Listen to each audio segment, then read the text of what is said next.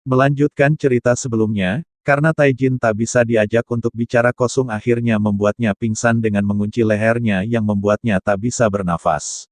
Beberapa saat kemudian Taijin akhirnya sadar, namun ia mendapati dirinya telah diikat menggunakan sebuah kabel tis. Ia mulai mengamuk dan mengatakan kepada Kosung untuk segera melepaskannya. Kosung bilang kalau ia akan melepaskannya asalkan Taijin berjanji tidak mengamuk lagi karena ada yang perlu ia bicarakan. Namun Taijin tak mengatakan apapun, dia hanya berdiam. Kosung yang merasa kalau Taijin sudah mengerti, ia pun mencoba melepaskannya. Namun tepat saat ikatannya dilepas, Taijin langsung melancarkan serangan ke wajah Kosung. Kosung pun sangat kesal dan kembali mengunci Taijin yang membuatnya kembali pingsan. Beberapa saat kemudian Taijin kembali sadar dengan tangan yang terikat. Dengan wajah kesal, Kosung mengatakan kalau ia tak akan melepaskannya lagi karena Taijin seperti hewan liar. Taijin mengatakan, jika kau ingin membunuhku maka bunuhlah saja sekarang, sialan, karena jika kau tidak melepaskan ini maka kalianlah yang akan mati setelah ini. Dengan wajah kesal Kosung bilang, apa maksudmu dengan kalian? Sepertinya kau telah salah paham kepadaku, aku baru saja pindah ke sekolah ini kemarin.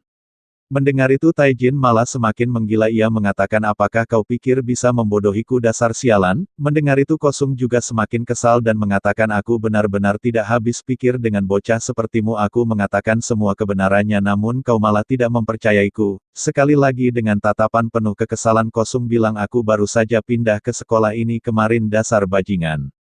Melihat Taijin yang kembali terdiam, Kosung merasa kalau Taijin sudah benar-benar mengerti dengan kondisi saat ini. Ia pun mencoba melepaskannya, namun lagi-lagi Taijin mengamuk dan membenturkan kepalanya di wajah Kosung. Kosung yang murka, ia pun langsung menginjak kepala Taijin sambil mengatakan kalau ia bukanlah orang jahat seperti preman yang dipikirkan oleh Taijin.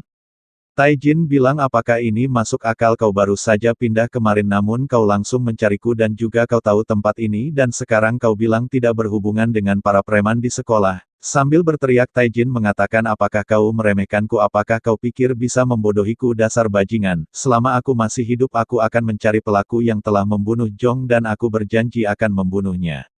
Mendengar itu Kosung pun terdiam. Ia lalu duduk di lantai dan mengatakan kalau alasan ia datang ke sekolah ini karena ada seseorang yang harus dia tangkap. Orang itu terhubung dengan sekolah ini. Kosung kemudian menanyakan kepada Taijin, bisakah ia menceritakan semua apa yang telah terjadi di tempat ini dan begitu juga dengan hal aneh yang terjadi di sekolah, bisakah ia menceritakannya? Namun Taijin malah menjawab kalau ia tak tahu apapun. Kosung pun bangkit dari tempat duduknya sambil memasang wajah sangat kesal. Ia mengatakan, apakah sebaiknya kubunuh saja orang ini? Namun seketika Taijin juga beranjak dari tempat duduknya dan berniat membenturkan kepalanya di wajah Kosung. Beruntung Kosung langsung cepat menghindarinya sehingga ia berhasil selamat dari sundulan maut. Kosung berteriak, mengapa kau masih melakukan hal ini? Apakah kau tidak mendengarkan apa yang baru saja kukatakan? Taijin bilang, aku tak peduli jika kau memukulku sekali maka aku harus membuatmu membayarnya karena dunia ini hanya ada dua tipe manusia, yang satunya mangsa, yang lainnya adalah predator. Kemanapun kau pergi pasti ada selalu sang predator dan begitu juga dengan mangsa, jika kau hanya diam maka mereka akan memangsamu. Dengan wajah serius Kosung mengatakan, apakah itu yang menjadi kepercayaanmu? Menurutku memang benar ada dua jenis orang di dunia ini tapi berbeda dengan pikiranmu. Yang pertama adalah orang yang cuma diam dan melihat saja, dan yang kedua adalah orang yang berani mengambil tindakan.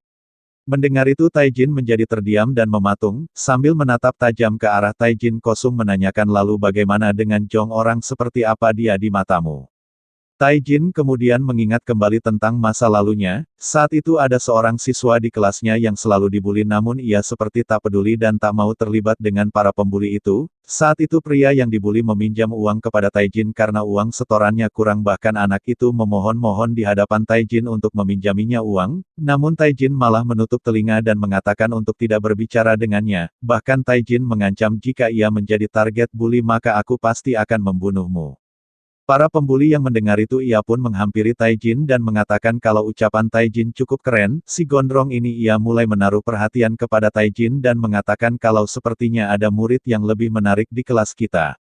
Tak lama Jong datang dan memanggil Taijin untuk ikut bersamanya. Ia lalu menghampiri si gondrong yang membuat si gondrong takut dan membiarkan Taijin pergi. Diketahui kalau Jong adalah seorang petarung yang kuat, bahkan semua orang mengenalinya di sekolah ini. Namun setelah ditolong keluar dari ancaman si gondrong, Taijin malah marah kepada Jong. Taijin mengatakan kalau Jong hanya suka pamer mencari perhatian. Jika para pembuli itu tahu kalau mereka berteman, maka Taijin bilang ia hanya akan semakin diperhatikan dan kemungkinan ia dibuli akan semakin besar. Selain itu, jika para petarung lainnya mengetahui kalau ia berteman dengan salah satu petarung kuat di sekolah, maka kemungkinan besar ia hanya akan menjadi target para petarung lainnya. Mendengar semua itu, Jong bilang kalau ia hanya ingin menolong Taijin yang merupakan temannya, namun Taijin malah berteriak dan mengatakan kalau Jong hanyalah sampah. Taijin bilang jika Jong ingin bertarung maka jangan jadikan dirinya sebagai alasan untuk memulai perkelahian, bahkan Taijin mengatakan kepada Jong untuk tidak perlu menemuinya lagi karena Jong hanyalah seorang preman. Diketahui kalau Taijin dan Jong sudah berteman sedari kecil. Taijin adalah orang yang tak begitu peduli dengan apa yang terjadi di sekitarnya. Ia jenis orang nomor satu yang hanya menjadi pengamat, namun berbeda dengan Jong, ia adalah orang nomor dua, orang yang berani mengambil tindakan. Di malam hari ketika Taijin sedang bersantai, ia mendapat telepon dari kepolisian yang mengatakan kalau Taijin adalah orang terakhir yang dihubungi oleh Jong. Di tengah hujan deras, Taijin berlari keluar rumah menuju ke tempat Jong saat ini berada, namun sesampainya di sana ia benar-benar tak menyangka kalau Jong ditemukan sudah tewas di bangunan itu. Setelah kejadian itu, Taijin tak masuk ke sekolah selama 1 bulan. Ia hanya menghabiskan waktunya di rumah untuk bersembunyi. Ia takut kepada para pembuli itu karena para polisi mencurigai kalau merekalah pelaku yang telah membunuh Jong. Namun yang paling menakutkan dari itu, Taijin merasa kalau Jong menyalahkannya atas kejadian itu, dan juga Taijin sangat merasa bersalah karena ia merasa Jong tewas karena dirinya. Setelah mengurung diri cukup lama, Taijin tak sengaja mendengar percakapan ibunya dan ibu Jong kalau Jong dianggap bunuh diri karena sering dibuli di sekolah dan saat ini para pembuli itu akan pergi ke luar negeri untuk bersekolah. Mengetahui itu, keesokan harinya Taijin langsung berangkat ke sekolah. Sambil berjalan ia hanya mengatakan kalau ia akan membunuh para bajingan itu, tak boleh satu pun yang boleh pergi dari sekolah ini. Sesampainya di kelas dengan tatapan penuh amarah, Taijin langsung ingin menyerang si gondrong, namun ia langsung dihentikan oleh kroconya dan ia pun dihajar habis-habisan. Si gondrong kemudian memegang kepala Taijin dan ingin mencukur habis rambutnya. Ia mengatakan apakah Taijin ingin mati seperti Jong? Mendengar itu, Taijin langsung menerjang si gondrong dan menggigit lehernya. Melihat itu, para kroconya mencoba menghentikan Taijin namun mereka semua tak bisa, yang pada akhirnya Taijin menghajar habis-habisan si gondrong tanpa bisa melakukan perlawanan. Melihat kejadian itu, semua orang menjadi terdiam dan tak bisa bergerak. Taijin menghajarnya dengan sangat mengerikan. Cerita kemudian berpindah di mana saat ini Kosung dan Taijin sudah berbaikan dan sedang berada di rumah Kosung. Kosung kemudian menanyakan apakah rumor tentang Taijin yang membunuh orang itu benar. Taijin bilang, apakah kau ini bodoh, apakah kau pikir aku masih bisa berada di sini jika aku benar-benar melakukannya? Taijin menjelaskan kalau rumor tentang ia membunuh si gondrong waktu itu hanya dibesar-besarkan oleh siswa lainnya. Cerita kemudian flashback memperlihatkan sebelum Kosung dan Taijin berbaikan. Setelah mendengar semua cerita Taijin, Kosung bilang akan membantunya untuk balas dendam. Taijin pun tampak bingung dan mengatakan, kau sedang kerasukan apa? Kosung bilang, sama seperti temanmu, aku tidak suka cuma duduk diam dan menonton tanpa melakukan apapun dan ini juga akan membantu tugasku. Kosung bilang kalau mereka harus bekerja sama karena ia sudah memiliki sebuah rencana di mana saat ini ia tak boleh bertarung dan sebagai gantinya Taijinlah yang akan bertarung untuknya. Kosung mengatakan jika kau membantuku maka aku akan membuatmu tak pernah kalah dari siapapun dan itulah menjadi awal mereka menjadi akrab. Taijin kemudian menanyakan lalu bagaimana rencana Kosung selanjutnya untuk memburu mereka semua. Kosung bilang kalau pertama-tama Taijin harus menjadi seorang petarung yang diakui di sekolah. Keesokan harinya Kosung membawa Taijin untuk bertemu dengan Jiho. Kosung mengatakan kalau ia ingin Jiho memberikan kartu pengenal kepada Taijin sehingga mereka bisa menjadi satu kelompok, namun Jiho mengatakan kalau tidak ada bagusnya mempunyai Taijin karena jika ia mengambilnya maka itu sama saja mengumumkan perang kepada kelompok MAD. Mendengar itu Taijin langsung beranjak dari tempat duduknya dan ingin pergi. Kosung mencoba menghentikannya dan mengatakan bukankah kita sudah sepakat untuk bekerja sama? Taijin bilang apa maksudmu, dari awal sudah kubilang aku tak ingin menjadi petarung seperti mereka, jika aku melakukannya maka sama saja aku tak ada bedanya dengan para bajingan itu. Di waktu yang bersamaan Geto bersama kroconya datang, Geto mengatakan kalau ia sangat kecewa kepada Taijin karena ternyata Taijin hanyalah orang bodoh yang memilih masuk ke dalam kelompok aneh. Geto bilang jika kalian satu geng maka aku akan menghajar kalian semua. Kroconya mengatakan habislah kalian semua, apakah kalian pikir kartu nama adalah tiket masuk ke dalam kelompok di sekolah ini? Geto kemudian menghampiri Jiho dan mengatakan apakah kau dalang yang sudah membujuk mereka, mengapa kau sangat sok keren. Geto kemudian mengatakan kepada mereka berdua untuk ikut dengannya jika tak ingin diseret seperti anjing. Mendengar itu Taijin mulai kesal dan sangat ingin bertarung, namun Kosung mencoba menghentikannya. Jiho kemudian mengatakan kepada Geto dan kroconya, sayang sekali kalian telah berdiri di wilayah kami. Jiho menjelaskan kalau daerah di sekolah ini sudah dibagi secara adil sesuai dengan seberapa besar kelompok itu. Geto bilang apakah kau pikir aku takut dengan kalian? Aku adalah salah satu anggota MAD yang menjabat sebagai salah satu manajer di sana. Di waktu yang bersamaan seorang pria berambut merah terbangun di atas mereka dan mengatakan mengapa kalian semua sangat berisik. Melihat itu Jiho memegang kepalanya dan mengatakan dasar sialan, aku akan keluar dari tempat ini, aku tak akan bisa mengatasi orang itu. Pria itu kemudian melompat dari atas dan langsung menendang wajah Geto sambil mengatakan berhentilah berisik dasar sialan. Melihat itu kroconya menjadi panik dan mengatakan apa-apaan orang itu, apakah dia adalah orang gila? Sementara Jiho ia menutup matanya dan mengatakan kalau ia tak melihat apapun. Kosung dan Taijin mengatakan apa yang sebenarnya terjadi. Kroco Geto kemudian mengatakan apakah kau tidak takut kepada kami? Kami adalah anggota dari kelompok MAD. Si Pirang mengatakan terus kenapa itu tidak masalah karena kalian sudah melewati batas, jika kalian bicara lagi aku akan membuat gigi kalian berjatuhan satu persatu. Jiho kemudian mengatakan kepada Kosung dan Taijin apakah ini pertama kalinya kalian melihat seorang rangker? Mendengar itu mereka hanya terdiam karena ini pertama kalinya mereka mendengar itu. Jiho mengatakan kalau begitu perhatikanlah baik-baik. Para kroco Geto kemudian mulai menyerang pria itu secara bersamaan. Pria itu tak menghindar dan menerima semua serangan mereka secara langsung, namun serangan mereka semua tak ada apa-apanya bagi pria itu. Ia kemudian mulai memukuli mereka satu persatu dengan sangat cepat. Melihat ada kesempatan Geto kemudian bangkit dan langsung memukul wajah pria itu dari belakang, namun lagi-lagi pria itu sama sekali tak merasakan apapun yang membuat Geto menjadi panik. Pria itu mengatakan lihatlah para bocah ini, mereka menjadi penuh semangat karena percaya dengan nama kelompok mereka. Setelah mengatakan itu ia langsung menendang wajah Geto yang membuat Geto langsung tak sadarkan diri. Melihat itu Kosung cukup terkejut dan mengatakan kalau level orang ini berbeda. Jiho mengatakan kalau pria itu bernama Noh, dia adalah ketua grup kami kelompok sindrom. Noh kemudian mengatakan kepada Geto dan kroconya pergilah kalian semua dari sini karena tempat ini adalah wilayahku grup sindrom. Melihat Taijin yang hanya berdiam tak mengatakan apapun, Kosung menjadi penasaran apa yang sedang dipikirkannya setelah melihat seorang rangker bertarung.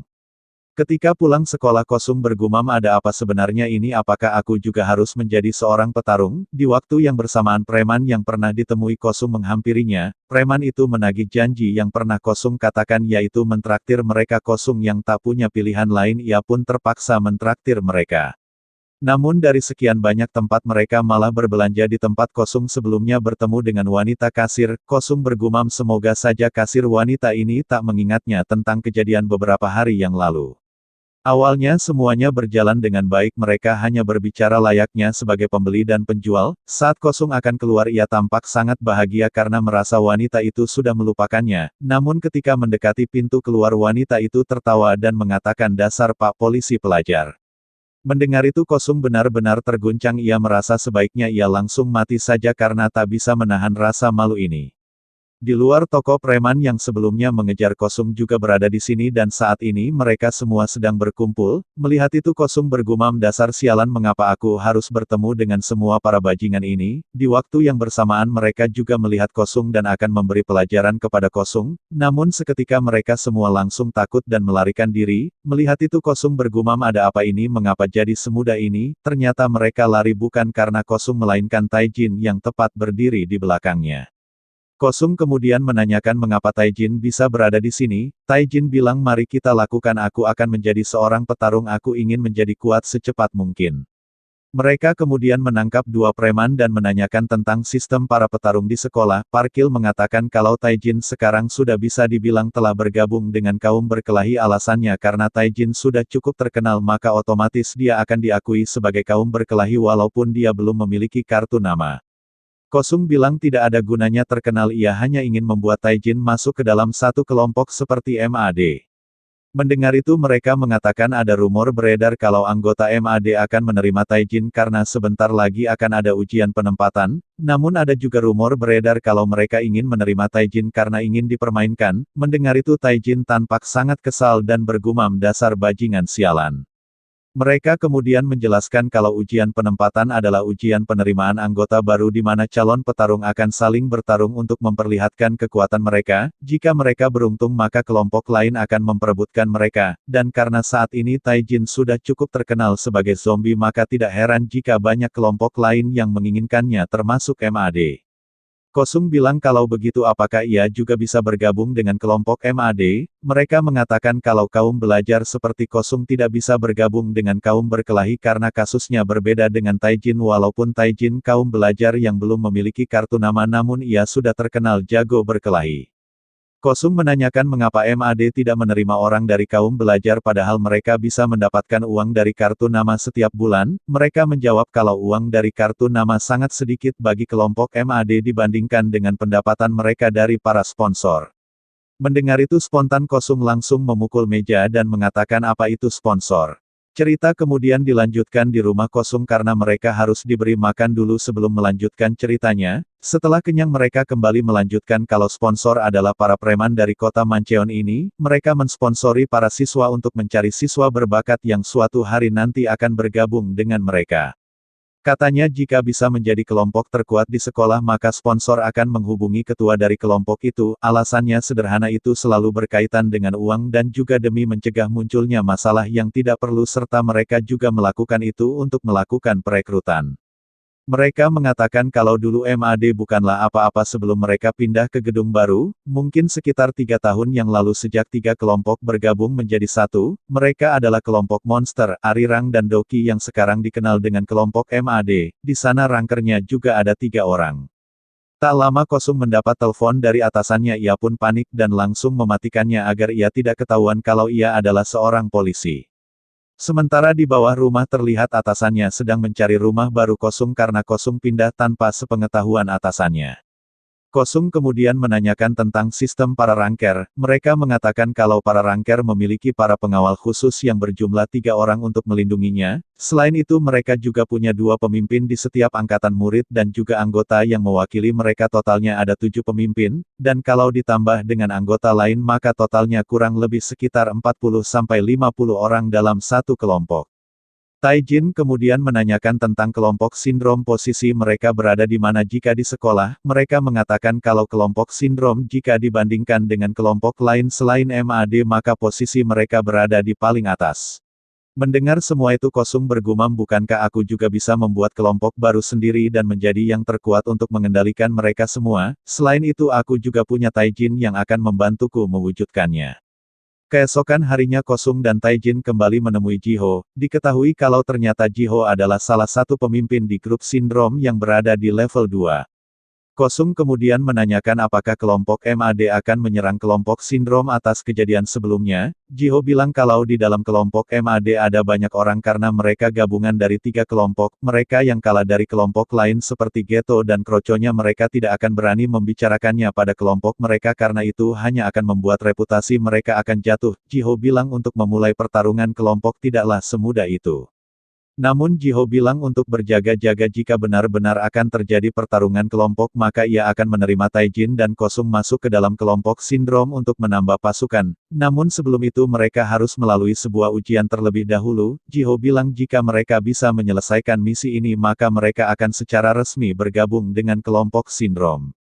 Di lorong kelas terlihat seorang pria berkacamata hitam sedang berjalan menuju ke suatu tempat. Di sana kebetulan ada seorang guru menghentikannya dan mengatakan untuk tidak memakai kacamata datang ke sekolah. Pria itu mengatakan kalau ia sebenarnya tidak masalah namun orang lain yang melihat matanya akan ketakutan.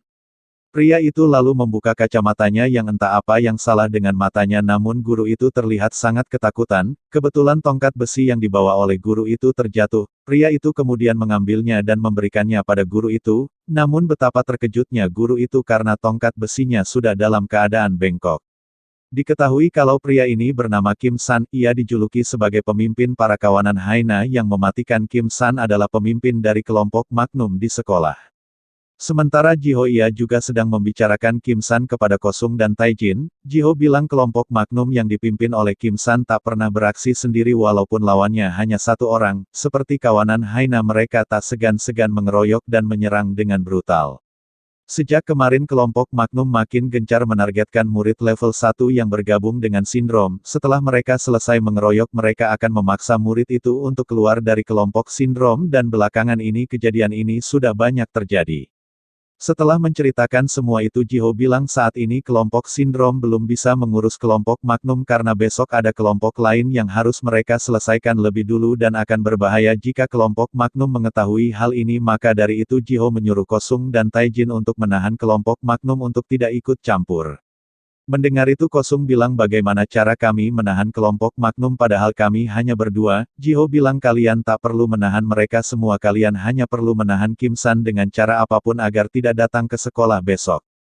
Jiho bilang kalian tak perlu merasa khawatir jika mereka berjalan secara berkelompok karena belakangan ini Kim San terlihat lebih suka sendiri, sambil meledek Jiho bilang mungkin saja dia sudah sadar kalau jalan berkelompok itu tidak keren atau mungkin dia sudah punya pacar.